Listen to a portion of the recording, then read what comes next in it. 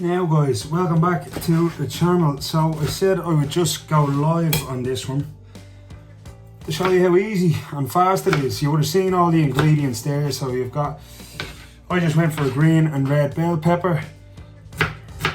You know how I am with the garlic at this stage. So I have 4 cloves here. You don't have to go that excessive on it if you don't want to. But if you do love a bit of garlic, why not go for that overpowering flavour, because I absolutely love it. What we say, when we're using sharp knives, just make sure our fingers are pointed away so we don't chop them off.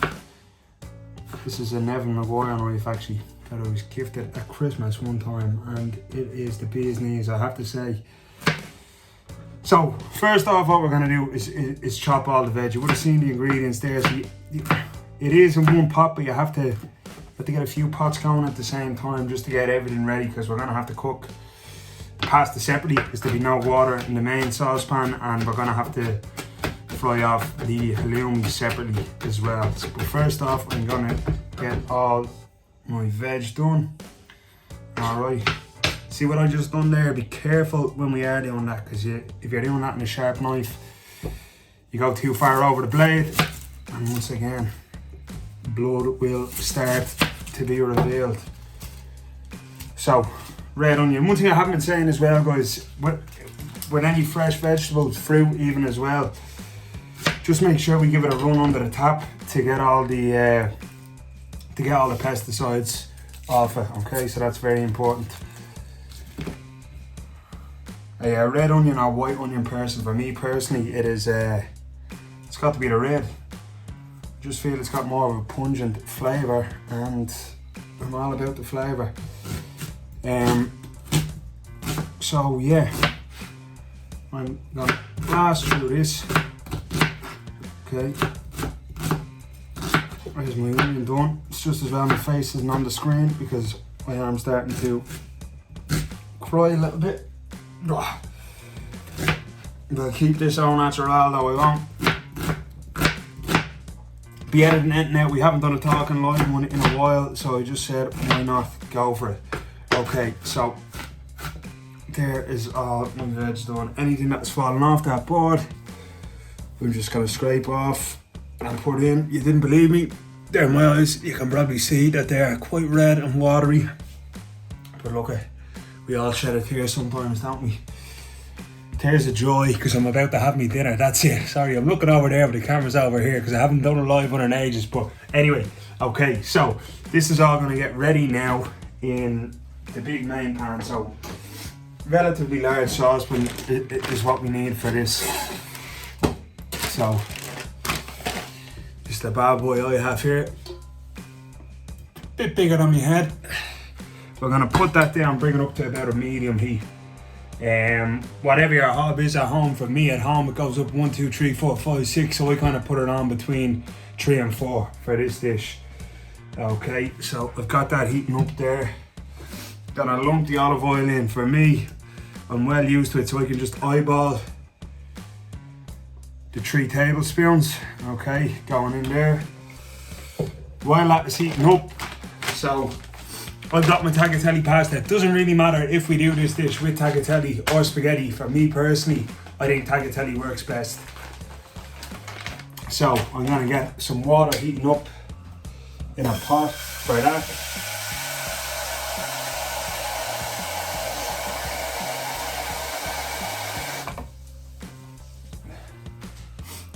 Fresh pasta, ideally as well, guys, just it'll cook quicker.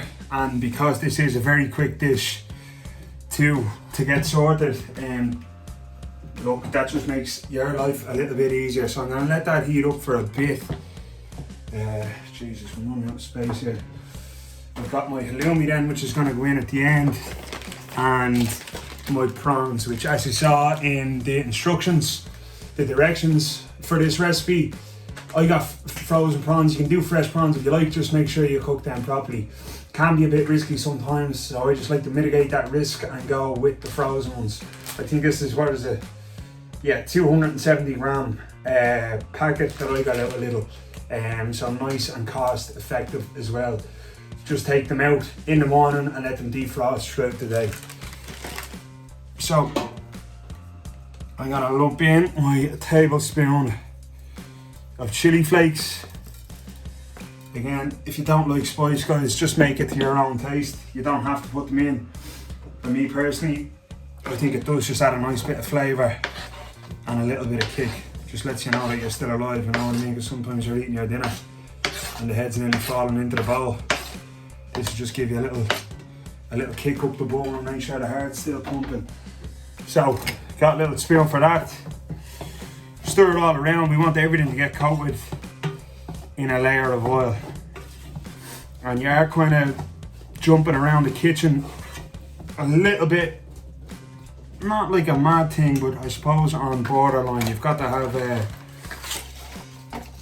your head clear before you start cooking this one. But believe me, it's worth it. And given that it only takes 15-20 minutes, you don't have to have the head clear for that long. So all is well that ends well. And by the time you get to eat it, you'll be laughing. With the halloumi, hope everyone can see that over here, and I know I'm a bit further away, but I'm just gonna, I'll bring it over to the camera now once I have it sliced. That's the doggo missing there in the background, pulling his hot water bottle out of his bed, so apologies if there's any background noise. But I'm just gonna slice that halloumi. I don't really mind not cleaning the knife after cutting the veg because it gives a little bit of flavour into the cheese, and it's all gonna be thrown together anyways at the end. So look, at each to their own, but I don't really mind.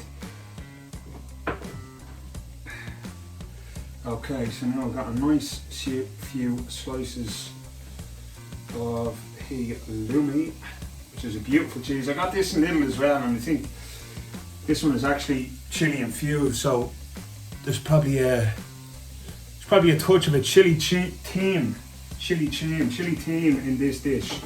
Right, so that's cooking up nice and lovely now. Like, now it's just a waiting game, guys. You got to wait for that water to come to the boil. We'll throw our pasta in. Got to stick my kettle on, nearly forgot that. Just to strain the pasta after. Get some of that excess starch off it. At least that's what the mother always said to me. Put the boiling water on to get the excess starch off it. And you know what? Right or wrong, I believe her. So all it's got to be done now, we're going to let this saute. Right, I'll shut up while that kettle is boiling. So just while that kettle is boiling, these we're continuing to saute away. At least I think that is appropriate word. Continuing to fry away, brown off, whatever you want to say. The phrase of all of these videos is we won't lose sleep over that. So whether you want to say saute, brown off, turn them gold, sprinkle fairy dust over them, I don't mind, but you know what I mean. Leave them on that pan for probably about 3 to 4 minutes to saute them. Okay, while you were gone, or while the kettle was boiling, I sliced my lemon, and I just made that halloumi into kind of cube as opposed to rectangle slices. This will easily feed 3 to 4 people. 3 if you're hungry, 4 if you're generous. So I suppose just spreading the halloumi out a bit by doing that, because look, I haven't met someone yet that doesn't like a bit of halloumi. It's become a bit of a craze in Ireland, hasn't it? Like I don't know, probably about 3 or 4 years ago, got into it, had an off spell, and now I'm back on the halloumi train, team halloumi.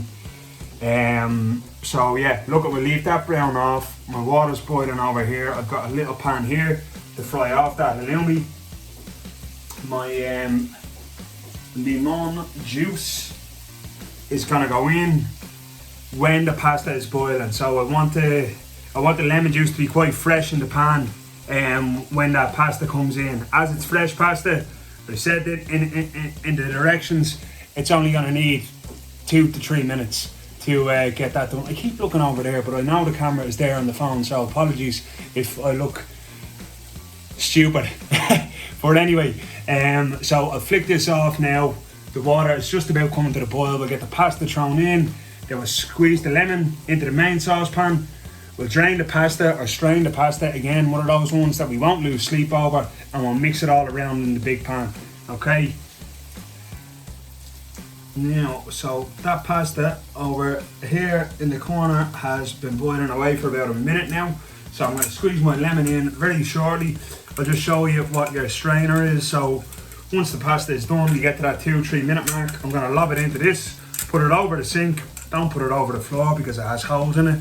So if you do put it over the floor, you'll pour the boiling water over it, it'll come out the holes in all over your floor, and we don't want that, okay? So lob it into the strainer, put it over the sink, have your water in the kettle boiled, pour it all over, and then we're ready to lump it in there with the lemon juice and the thing, and then we'll move on to frying off that halloumi. So we're nearly there. Juice of 1 limon into the pan, and a lovely sound off it too. Alright, so in we go, the whole lemon juice, okay? Remember, we want it to be fresh, the time between the lemon juice going in and the pasta done. So I'm about to have a pasta explosion over here. We are just approaching that 3 minute mark, which is absolutely perfecto, as my father would say. Strainer over to the sink, not the floor, otherwise you'll be mopping up as well. And what is supposed to be a 15-minute dinner becomes a 15-minute dinner with a 15-minute mop for dessert. And look at it. I don't think anyone will argue with me when I say there's better desserts out there than mopping. Okay, so there we go, we all have that. And as I'm doing this, I realise I've forgotten one of the most key ingredients of this whole dish.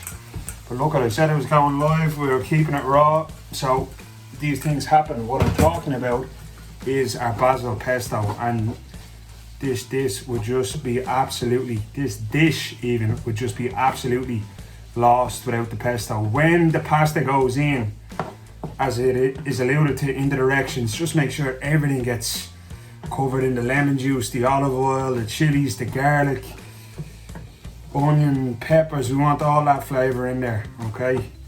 All of that flavour in there. Okay, now I'm going to dip into the fridge. And I'm going to get out my basil pesto. So about 100 grams of this.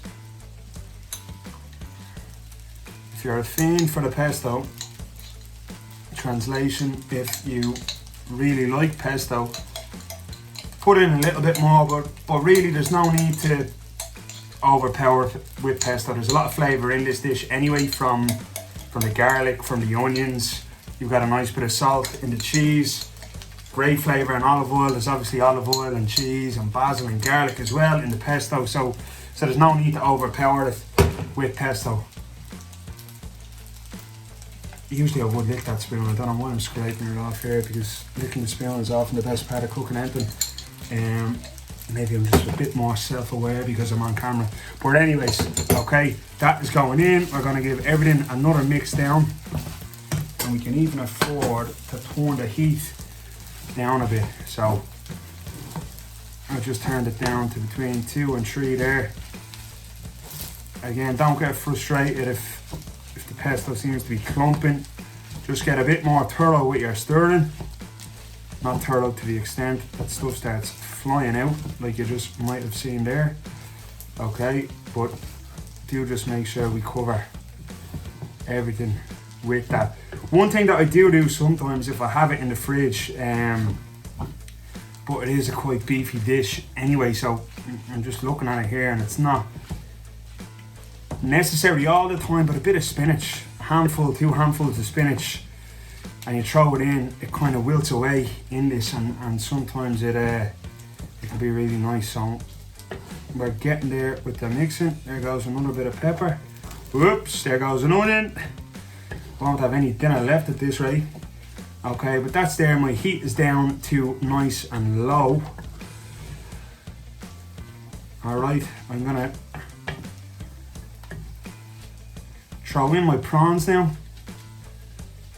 And it's a good idea as well to just strain the prawns. Sometimes when you have defrosted prawns, you're just left with a bit of excess water in the packet, and certainly for me anyway, I try to avoid prawn juice whenever I can. So I'm gonna lump them in after being drained. Okay, again, a nice and thorough stir. If you feel like stuff is sticking to the pan, as I said, lower that heat down. All right, everything's cooked now anyway. Okay, so lower the heat down and maybe add just a touch more olive oil, which will help avoid the sticking. Okay, so that is basically ready, guys. That's going to stay hot in the pan there now. I'm going to turn that right down almost to zero, and I'm going to get this little lad heating up for my halloumi. And where's my olive oil? Over here. Okay, so a little bit more olive oil going in there for the halloumi. A teaspoon really, all that's needed for that. We'll let that heat up. I'll show you when the halloumi's cooking. We're talking maybe 3 to 4 minutes each side of the halloumi. You'll know by the look of it. I like it still a little bit gooey. Some people like the thing cremated. That's up to you, okay? But the contents of the big pan is done. Dinner is ready, essentially. Tá dinner ready, as you'd hear down in the Gaeltacht, where I'm sure most of you have been for large parts of this summer. But anyway, that is good to go. I've turned it right down. You can even turn it down to zero if you want. It's still going to stay warm. We're going to get the halloumi cooked, and then we're going to braise pork beef, grate parmesan or parmigiano if we were in Italy. So we're going to grate a bit of parmesan to garnish, to finish it off. Bit of flavour, bit more flavour, because this dish is packed with it, believe me. And we're talking 20 minutes and we're done. So sat down, ready to eat, and we are jumping around the kitchen a bit, but it's absolutely worth it for this dish. A lovely one for the summer. Okay, so the halloumi is going in now. Hopefully you can hear me over the sizzling.